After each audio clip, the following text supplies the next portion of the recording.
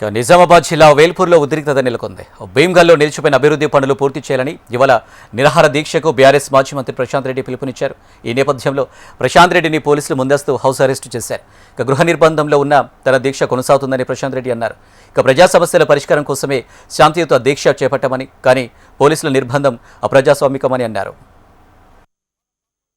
నేను భీమ్గల్లో 100 పడకల ఆసుపత్రిని పూర్తి చేయాలని, మేము ప్రభుత్వంలో ఉన్నప్పుడు మంజూరు చేసి 75% పనిచేసిన పనులు అవి.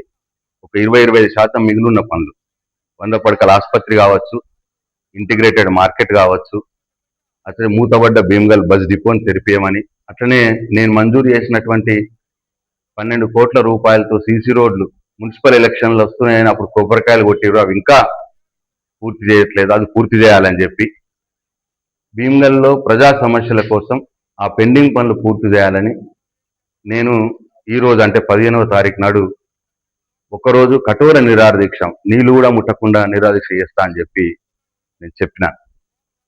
అయితే నేను ఇవాళ నిరాహార దీక్షకు వెళ్ళాలని, అంటే నేను స్నానం కూడా చేయకన్నా మొదలే, నేను నిద్ర కూడా లేవకన్నా మొదలే పోలీసులు నా ఇంట్లో చుట్టినారు. నన్ను బయటకు పోనీయరట, నన్ను ఇంట్లోనే అరెస్ట్ చేస్తా అని చెప్తా ఉన్నారు పోలీసులు. మరి ఇది ఒక్కసారి ఆలోచన చేయాలి బాల్కొండ నియోజకవర్గ ప్రజలు. నేను చాలా అహింసా మార్గంలో, నేను రాస్తారోక చేస్తాను లేదు, ధర్నా చేస్తాను లేదు, నా ఇచ్చి నేను శిక్ష వేసుకొని ఒకరోజు నేను నిరాహార దీక్షలో కూర్చుంటా, అహింసా మార్గంలో కూర్చుంటానంటే ఈ ప్రభుత్వం నన్ను అనగదొక్కే ప్రయత్నం చేస్తూ ఉన్నది.